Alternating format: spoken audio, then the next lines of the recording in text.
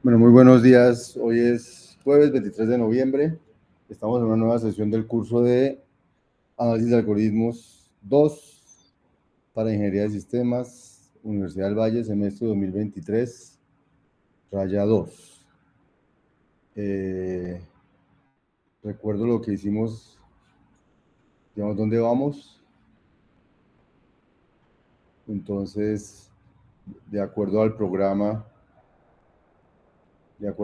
del curso, estamos en esta tercera parte. Hoy es 23 de noviembre. Luego hoy nos corresponde hablar de SAT y 3 SAT son NP completos. Y eso es lo que vamos a hacer hoy. Pero primero vamos a terminar dos preguntitas que nos quedaron de la clase pasada. En la clase pasada estábamos, digamos que lo último que faltó repasar es lo de problemas de NP completos y reducciones. Y el asunto estaba en que nos interesa en esta parte del curso entender cuándo un problema es NP completo o cuándo no, porque ser NP completo es como la caracterización teórica que han logrado los científicos de la computación de los problemas que nadie puede resolver en la práctica de manera eficiente. Entonces, eso no es una prueba, no es una conjetura, una evidencia de que todo lo que no es capaz el hombre de resolver eficientemente en un computador como estos tiene algo de estas propiedades de la NP completitud. Digo algo porque a veces son problemas más difíciles que NP completos. Los NP completos son los difíciles más sencillos que hay.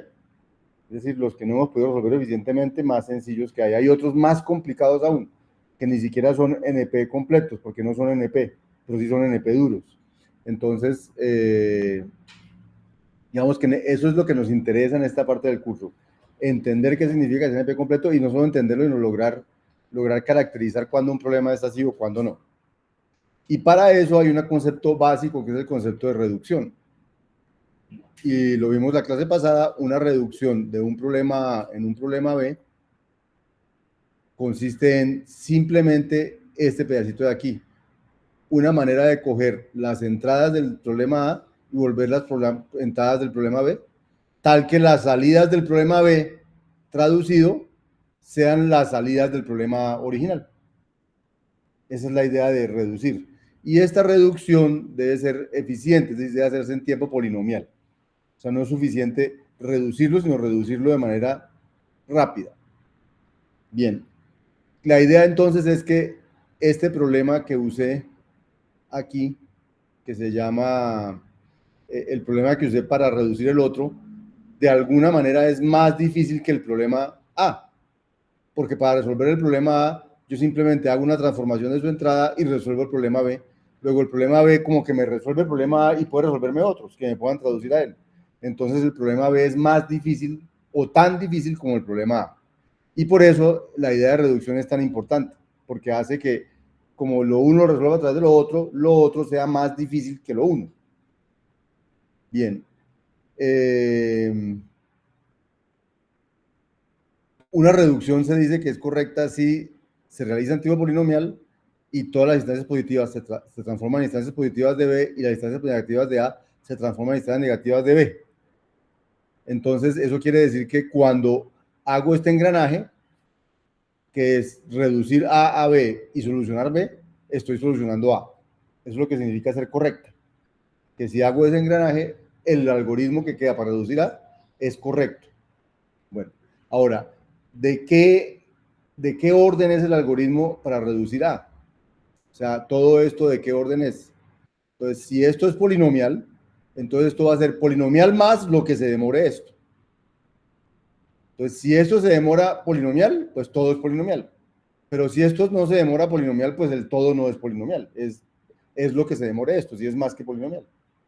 Entonces, al final, la reducción necesitamos que sea polinomial para que la complejidad del algoritmo para resolver A, sea la misma del algoritmo para reducir B, para solucionar B. Bien.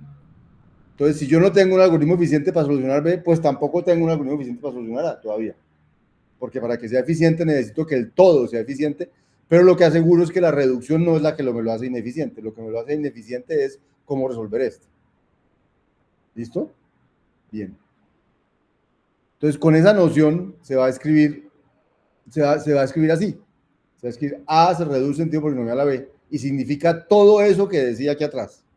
Significa que esa reducción se realiza en tiempo polinomial, que las positivas de A se reducen en instancias positivas de B y que las negativas de A se traducen en instancias negativas de B. Todo eso significa este cosito. Cuando vean esto, significa todo eso. ¿Sí? Y intuitivamente significa B es tan o más fuerte o duro o difícil que A. Porque la palabra hard en inglés la traducen como fuerte, como duro o como difícil. Entonces, en español igual, usamos cualquiera de las tres para decir lo mismo. ¿Listo? Bien. ¿Para qué nos sirven los NP completos? Entonces vamos a definir que hay una clase de problemas. Recuerden que dijimos que había una clase de problemas, estos de aquí, que eran NP, o sea que se verifican en tiempo polinomial con una máquina no determinística, pero que tienen una característica especial. ¿Cuál es la característica especial de esos NP completos? Entonces, los problemas NP completos son problemas que son NPs, o sea, se verifican rápidamente en tiempo polinomial con una máquina no determinística, y cualquier otro problema NP se reduce en tiempo polinomial a él. O sea, cualquier otro problema NP se puede resolver por medio de él. Y esa reducción de A a B es polinomial, no es cualquiera, es de tiempo polinomial. Eso significa ser NP completo, tener esas dos características. Son características teóricas, no tienen nada que ver con si corrió en un computador, no como, bueno, verificarlo de forma rápida tiene que ver con dar un algoritmo que corra en un computador que sea en tiempo polinomial. Pero la segunda característica no tiene que ver con que corra en un computador o no, tiene que ver con que yo sea capaz de reducir cualquier problema a él. Pero cualquiera, no el que cualquier problema en NP se tiene que poder reducir a él. O sea, esa es una característica que es difícil de probar, porque la que es fácil de probar es la primera, porque es fácil, porque yo digo mi verificador y simplemente muestro que es polinomial y muestro que funciona y ya, fácil. ¿Por qué esta es difícil? Porque tengo que probar que cualquier otro problema que se me ocurra en NP puede reducirse a él, y resulta que no son, aunque hay un listado de problemas en NP en alguna parte, todos los días puede aparecer otro. O sea, yo no sé cuántos problemas NPs completos hay, NPs hay. Entonces, esa es muy difícil de probar. Entonces, lo que tratamos de hacer es, ¿y cómo probar esa segunda de manera más fácil? Entonces, esa es la que llaman revisitada 2.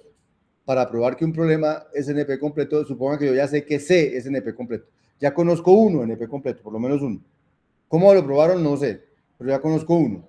Entonces, para probar que B es NP completo, fíjense lo que voy a hacer.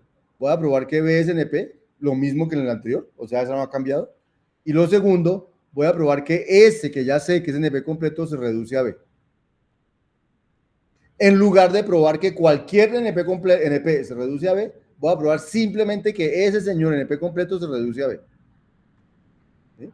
¿Por qué eso es suficiente para la definición anterior?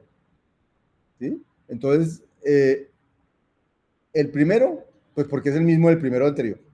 Entonces ya la primera propiedad es la misma. Y la segunda, yo tenía que probar que todos los NP se reducían a B.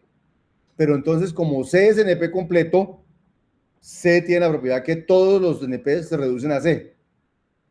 Y si alguien se reduce a C y yo sé cómo reducirse a B, polinomialmente, tengo una cadena que me reduce cualquiera a B. Entonces, con uno que yo tenga NP completo que se reduzca a B, cualquier NP se reduce a B. Entonces, la segunda propiedad es mucho más fácil de probar que la segunda como estaba. Y esa es la idea que vamos a usar todo el tiempo para probar que un problema es NP completo. Es conseguir nosotros que reduzcamos a él y entonces eso lo hace difícil. ¿Cierto? Y ya la segunda entonces es fácil de probar. Lo que es difícil es conocer un C con esa propiedad. ¿Sí? Entonces, conclusión, vamos a usar la técnica de reducción para probar que NP completitud, para conocer que un problema está en la clase NP completo. Para probar que es un problema de NP completo es necesario un primer problema de NP completo. Y entonces resulta que hay un señor que se llama Cook que probó con sus mecanismos que están fuera del alcance de este curso, que SAT es NP completo. Entonces, ese va a ser el mecanismo que vamos a usar. Como ya tenemos uno, vamos a empezar a usar ese y probamos otro, y si ya tenemos otro, ya tenemos dos, y si probamos otro, ya tenemos tres, y si probamos otro, ya tenemos 10, y cuando vayan a ver la cantidad que hay, tenemos 500, y entonces, cuando queremos probar que un problema de NP completo es mirar cuál de esos 500 reduzco a él, y ese es un nuevo problema de NP completo. Y ya tenemos 501, ¿cierto? Y esa es la idea de ahora en adelante. Probar que un problema es NP completo no va a ser lo que hizo Cook, que se vuelve muy complicado, no va a ser lo que hizo Cook, que se vuelve muy complicado, sino va a ser conseguir uno que se reduzca a él. Y ya. Bien. Eso es lo que vamos a hacer de ahora en adelante. Pero entonces, antes de hacerlo, necesito que me ayuden entrando al salón de Sócrates, JFDFV, entrar a él.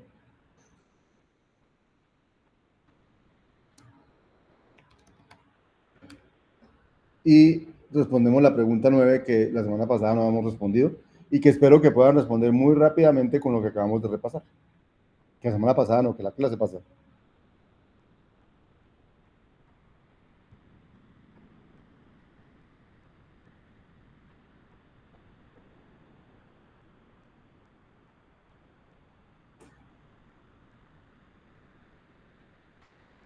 Entonces entramos a la ¿cómo se llama? Al Sócrates, al salón JF de FV y respondemos la pregunta que está ahí vigente. Por favor.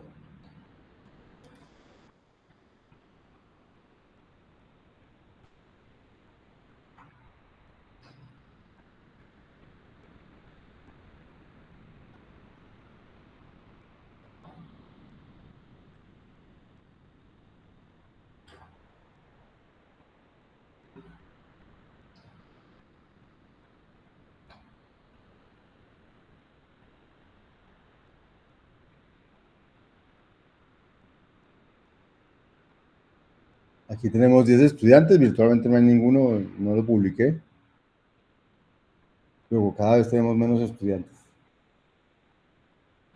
Espero que no estén esperando una ¿cómo se? Voy a tener la grabación.